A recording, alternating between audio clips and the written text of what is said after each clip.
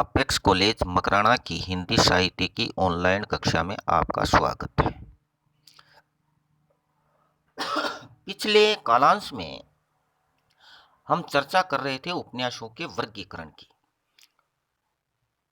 और उपन्यासों के वर्गीकरण में हमने पहले जो बिंदु लिया था वो था वर्ण विषय की दृष्टि से, यानी इस दृष्टि से उपन्यासों के कई भेद होते हैं। उसमें हमने चर्चा की थी कि इसके भेद कौन कौन से हैं। तो वो भेद है सामाजिक उपन्यास, राजनीतिक उपन्यास, ऐतिहासिक उपन्यास, धार्मिक उपन्यास और जासूसी उपन्यास। यानी इस दृष्टि से इसके कितने भेद हो गए? 5।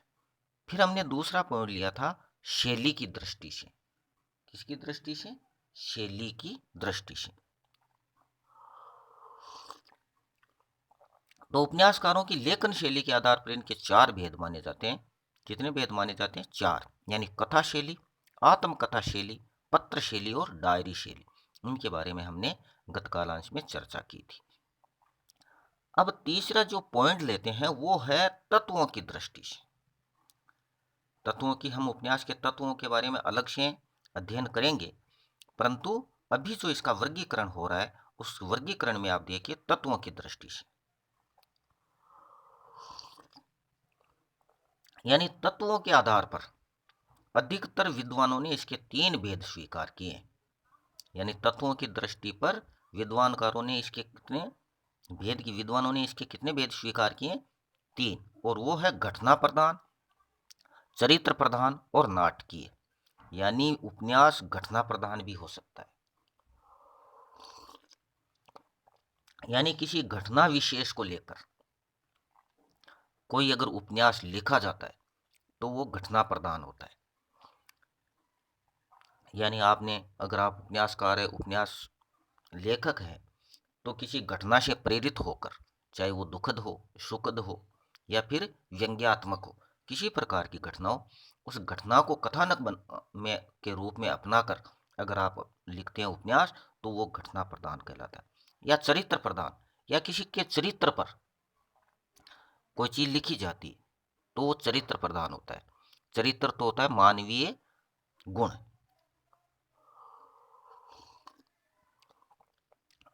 जैसे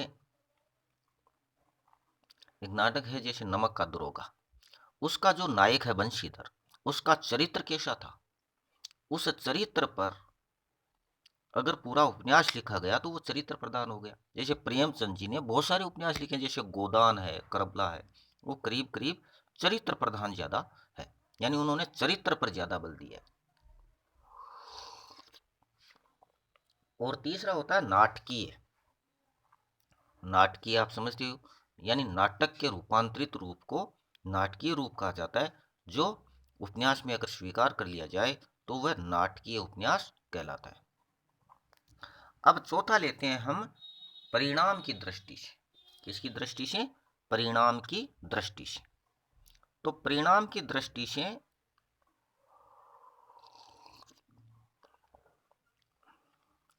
आदर्शवादी उपन्यास और यथार्थवादी उपन्यास 2 प्रकार के होते हैं। यानी कितने प्रकार के? आदर्शवादी उपन्यास और यथार्थवादी उपन्यास। यानी यथार्थवादी उपन्यास है उसके पुनः 3 भेद हो जाते हैं। आदर्शवादी तो है सो है, परंतु अगर यथार्थवादी उपन्यास भी ले तो उसके भी 3 भेद होते हैं। यानी यथार्थवादी उपन्यास भी 3 प्रकार के होते हैं। एक तो भारतीय संस्कृति के पृष्ठपोषक, मान लो एक तो भारतीय संस्कृति के पृष्ठपोषक हो, यथार्थी है वो, या फिर भौतिकतावादी मार्क्स के सिद्धांत पोषक हो, या नवीन मनोविज्ञान के समर्थक हो। यानी परिणाम की दृष्टि से उपन्यास कितने प्रकार के होते हैं? 2 प्रकार के, आदर्शवादी उपन्यास और यथार्थवादी उपन्यास। यथार्थवादी उपन्यास के भी 3 भेद माने गए हैं। वो भारतीय संस्कृति के पृष्ठपोषक, भौतिकतावादी मार्क्स के सिद्धांत पोषक और नवीन मनोविज्ञान के समर्थक।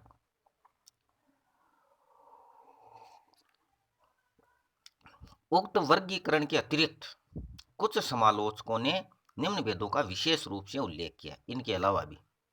वर्गीकरण के अलावा भी कुछ समालोचक ऐसे भी हुए हैं जिन्होंने निम्न भेदों का विशेष रूप से उल्लेख किया है। इसमें है प्रगतिवादी या समाजवादी उपन्यास। पहला कौन सा लिया है?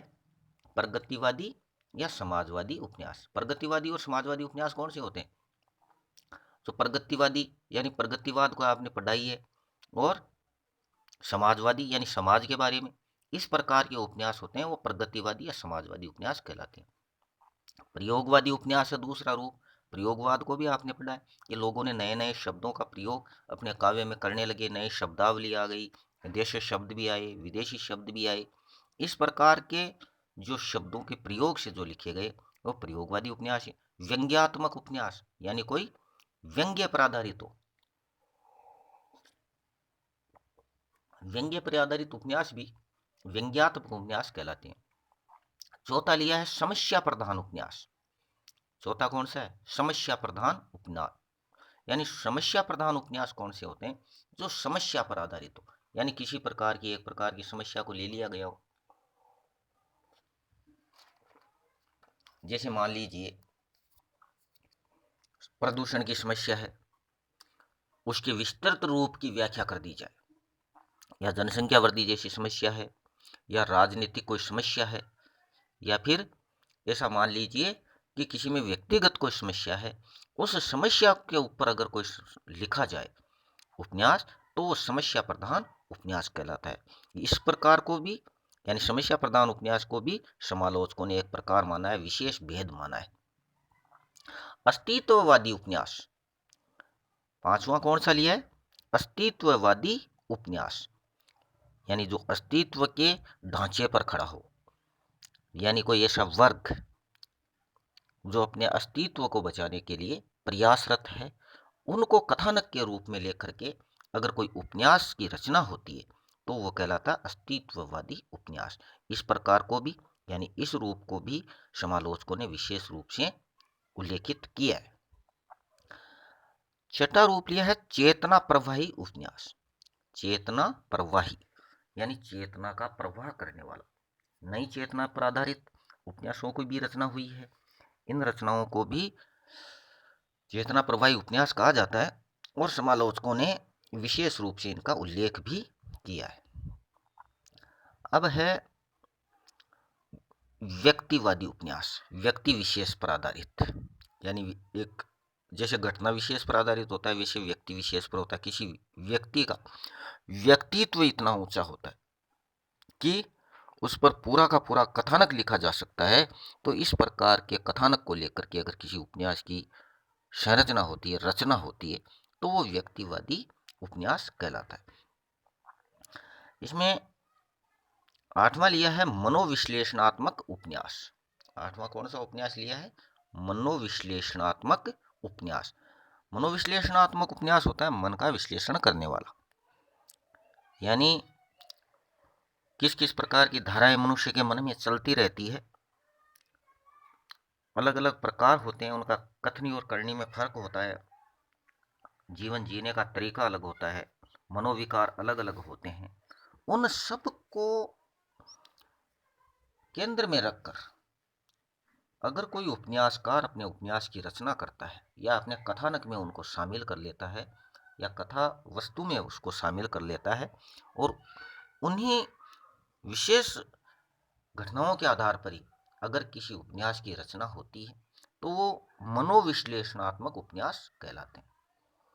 और नौवां लिया है इसमें दाम्पत्य संबंधों के सूचक उपन्यास, यानी दाम्पत्य संबंध यानी पति और पत्नी के बीच में किस प्रकार का संबंध है, इन संबंधों को लेकर के भी बहुत सारे उपन्यासों की रचना हुई है।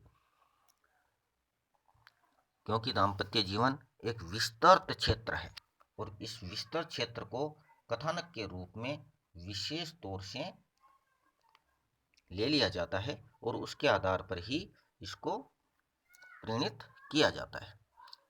तो इस प्रकार परिणाम की दृष्टि से उपन्यास कितने हुए? इनके भेद दो, यानी आदर्शवादी उपन्यास और यथार्थवादी उपन्यास। आदर्शवादी उपन्यास की तो व्याख्या करने की जरूरत ही नहीं, वो तो आदर्श स्थापित करते हैं, जैसे रामचरितमानस मान लो एक खंड काव्य लिखा गया, महाकाव्य है वो, उसमें पूरा का पूरा आदर्श है। उसमें देखिएगा आप कि जैसे राम को मर्यादा पुरुषोत्तम बताया है, सीता को एक पतिव्रता नारी बताया है, एक लक्ष्मण को एक आदर्श भाई बताया है, यानी किसी को जैसे हनुमान है तो उनको आदर्श सेवक बताया है। इस प्रकार के आदर्शों को लेकर के कोई उपन्यास रचित हो, जैसे एक परिवार का उपन्यास रचित हो, उस परिवार में पिता है जो आदर्श का मूलक है या आदर्श के हिसाब से ही चलता है, तो उसके पुत्र भी उसी हिसाब से आदर्शों को प्रमाणित करते हुए अपने पिता के भावों को मानना, उनकी सेवा शुश्रूषा करना, उनकी आज्ञा का पालन करना, अपनी माँ की आज्ञा का पालन करना, अपने कर्तव्यों का निर्वाह करना, ये उच्च आदर्शवाद के जो संस्कार होते हैं, इस प्रकार के संस्कारों को लेकर के अगर किसी उपन्यास की रचना होती है तो वो आदर्शवादी उपन्यास होते हैं। और दूसरा रूप देखा था हमने यथार्थवादी उपन्यास, जो यथार्थ की पृष्ठभूमि पर रचित होता है। यानी यथार्थवादी उपन्यास के भी उपन्यासकारों ने तीन भेद माने। यानी यथार्थवादी उपन्यास तीन प्रकार के कैसे हो सकते हैं कि एक तो भारतीय संस्कृति के पृष्ठपोषक हो, एक तो भारतीय संस्कृति के पृष्ठपोषक हो, भारतीय संस्कृति को अपनाने वाले हो, उसका यथार्थ रूप प्रस्तुत करने वाले हो, या फिर भौतिकतावादी मार्क्स के सिद्धांत पोषक हो, या जो भौतिकतावादी यानी अभी यथार्थ में क्या चल रही है, भौतिकतावाद ही तो चल रहा है, तो उस भौतिकतावादी पर भी सिद्धांत पोषक हो, या नवीन मनोविज्ञान हो के समर्थक हो, या जो नवीन परिपाटी चल रही है उसके मनोविज्ञान के वो समर्थक हो। और इसके अलावा प्रगतिवादी या समाजवादी उपन्यास का भी रूप माना है, प्रयोगवादी उपन्यास भी है, व्यंग्यात्मक उपन्यास को भी विशेष रूप से उल्लेखित किया है समालोचकों ने, समस्या प्रधान उपन्यासों को किया है, अस्तित्ववादी उपन्यासों को किया है, चेतना प्रवाही उपन्यासों को किया है, व्यक्तिवादी उपन्यास को कहा, मनोविश्लेषणात्मक उपन्यास को कहा, और अंत में लिया था दाम्पत्य संबंधों के सूचक उपन्यास को भी। अब पांचवा रूप हम देखते हैं हिंदी साहित्य कोश के अनुसार, यानी हिंदी साहित्य कोश के अनुसार, यानी उपन्यास की सभी विशेषताओं, तत्व, वर्ण्य वस्तु, शैली आदि को ध्यान में रखते हुए हिंदी साहित्य कोश में उपन्यास के चार भेद स्वीकार किए जाते हैं। यानी हिंदी साहित्य कोश के अनुसार उपन्यास के कितने भेद हैं, चार भेद हैं। यानी इसमें उपन्यास के सभी विशेषताओं जैसे तत्व है, वर्ण्य वस्तु है, शैली है आदि को ध्यान में रखते हुए हिंदी साहित्य कोश में उपन्यास के चार भेद स्वीकार किए जाते हैं, किए गए। इसमें पहला तो है घटना प्रधान, दूसरा चरित्र प्रधान, तीसरा नाटकीय तथा चौथा है ऐतिहासिक। तो हिंदी साहित्य कोश के अनुसार उपन्यासों के कितने भेद हैं, चार। और चार कौन कौन से हैं, पहला घटना प्रधान, दूसरा चरित्र प्रधान, तीसरा नाटकीय तथा चौथा है ऐतिहासिक। यानी ऐतिहासिक प्रधान हो सकता है, नाटकीय प्रधान है, चरित्र प्रधान है या घटना प्रधान, ये चार भेद माने जाते हैं। इन सभी वर्गीकरणों में ये जो भेद माने गए हैं, इन सभी वर्गीकरणों में हिंदी साहित्य कोश का वर्गीकरण अधिक उपयुक्त है। यानी अन्य के बारे में हमने वर्गीकरणों के बारे में जितना भी पढ़ा, परंतु अगर मान्य दृष्टि से देखा जाए, अगर हिंदी साहित्य की दृष्टि से देखा जाए, तो इन सभी वर्गीकरणों में हिंदी साहित्य कोश का जो वर्गीकरण है वो अधिक उपयुक्त है, क्योंकि उक्त वर्गीकरण में ही अन्य सभी भेदों व उपभेदों का समावेश हो जाता है। क्यों है ये अधिक उपयुक्त, क्यों है, क्योंकि इन भेदों में ही जो वर्गीकरण के अन्य भेद है सभी का समावेश इनके अंदर हो जाता है, इनके भेदों का, उपभेदों का, सबका समावेश इनके अंदर हो जाता है। इस वजह से हिंदी साहित्य कोश का जो वर्गीकरण है वो अधिक उपयुक्त है। यानी हिंदी साहित्य कोश के अनुसार उपन्यास की सभी विशेषताओं, तत्व, वर्ण्य वस्तु, शैली आदि को ध्यान में रखते हुए इन उपन्यासों का वर्गीकरण किया है। अब देखिए जैसे घटना प्रधान है तो इसमें सभी प्रकार की घटनाएं, चाहे किसी भी प्रकार की हो, आदर्शवादी हो या यथार्थवादी हो, ये इस प्रकार की घटनाएं इस घटना प्रधान उपन्यासों में आ जाएगी। चरित्र प्रधान उपन्यास है, तो इसमें चरित्र प्रधान में सभी प्रकार की, जैसे चेतना प्रवाही है, व्यक्तिवादी है, या अस्तित्ववादी है, या मनोविश्लेषणात्मक है, ये सब प्रकार की जो विशेषताएं हैं वो चरित्र प्रधान उपन्यासों में आ जाएगी। और नाटकीय उपन्यासों में जैसे प्रयोगवादी, प्रगतिवादी, या जो व्यंग्यात्मक उपन्यास है, या फिर दाम्पत्य संबंधों के सूचक हैं, या फिर ऐसा मान लीजिए कि जो नवीन मनोविज्ञान के हैं, वो सब के सब इसमें नाटकीय में आ जाएंगे। और ऐतिहासिक, क्योंकि हिंदी साहित्य कोश के अनुसार 4 भेद करें हैं ना, घटना प्रधान, चरित्र प्रधान, नाटकीय प्रधान तथा ऐतिहासिक।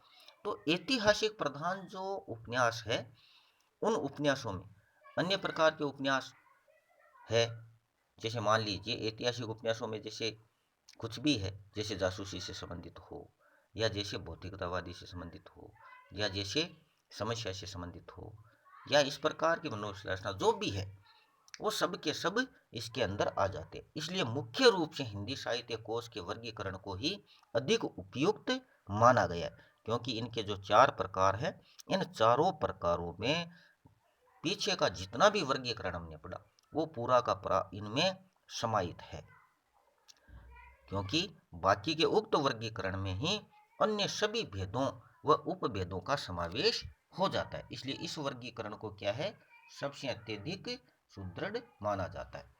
ठीक है, आज के कालांश में इतना ही। हम उपन्यासों के तत्वों के बारे में अगले कालांश में फिर चर्चा करेंगे। तब तक के लिए धन्यवाद।